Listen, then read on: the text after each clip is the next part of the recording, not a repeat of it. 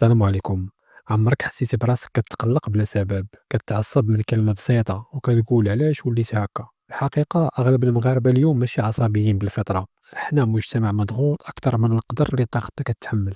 السؤال هو علاش الضغط كيتزاد بلا ما نحسو؟ حياتنا ولات سباق، والسباق ماشي ديال الربح، السباق غير باش ما نطيحوش، ولينا عايشين في ضجيج، خدمة، دراسة، كريديات، العائلة، الدراري، كنسمعو جمل بحال واش باغي تهشم بينا، كون راجل، شوفي صاحبتك تكون تزوجات. العلم كيقول أن الجسم ملي كيتعرض للضغط بلا توقف كيطلق هرمون الكورتيزول بشكل مستمر، وهذا الهرمون إلا بقى طالع كيولي الدماغ في وضعية النجاة، يعني كتشك بزاف، كتقلق بسرعة، كتفقد التركيز، وكتولي كتفسر أي كلمة كتهديد.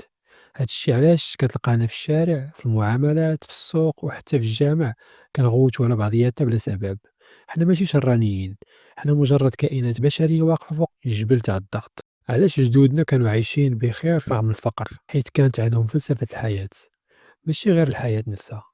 كان عندهم الهدوء، الرضا، قبول تاع الأقدار، البساطة، الإيمان القوي. وواحد الحاجة اللي نقصاس علينا دابا وهو البال الهادي. كانوا كيعرفوا أن الرزق بيد الله وأن السعي واجب، ولكن القلب ماشي مسؤول عن كلشي. الراحة كانت في القناعة، وحنا الراحة عندنا ولات في إشعارات. فين كاين المشكل الحقيقي؟ المشكل الحقيقي ماشي غير نفسي ولا اجتماعي، المشكل روحي قبل كل شيء. قال الله تعالى: ألا بذكر الله اطمئن القلوب. ما كاينش شي علاج روحي أقوى من هذه الجملة هذه. والرسول صلى الله عليه وسلم قال في حديث صحيح: واعلم أن ما أخطأك لم يكن ليصيبك، وما أصابك لم يكن ليخطئك. إلا ما كانش عندك يقين في هذه الجملة هذه، أي ضغط صغير غادي يحطمك. ولدابا بزاف ديال المغاربة كيعيشوا بلا سند روحي، بلا ذكر، بلا دعاء، بلا جلسة هدوء بينك وبين الله. وهذا اللي كيخلي العقل مكشوف للقلق. شنو الحل؟ نفسيًا خصنا نقصوا من التحفيز الزائد، على الأقل 10 دقايق تاع المشي في النهار، تنظيم النوم والماكلة ديالنا، إبعاد الهاتف ساعة قبل من النوم.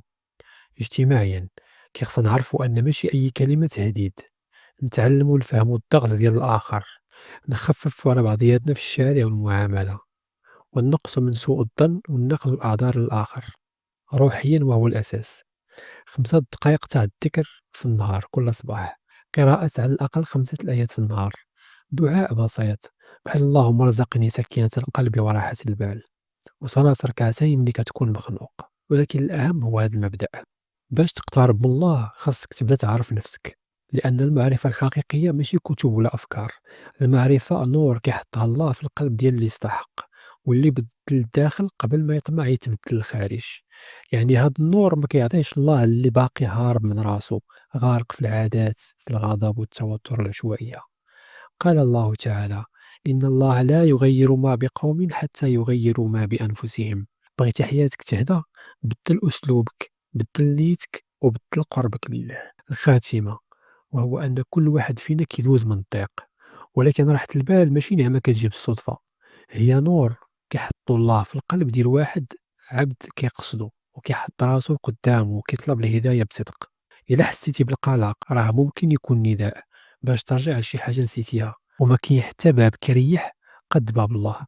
إلا عجبك المحتوى دير أبوني باش يوصلك الجديد. سلام.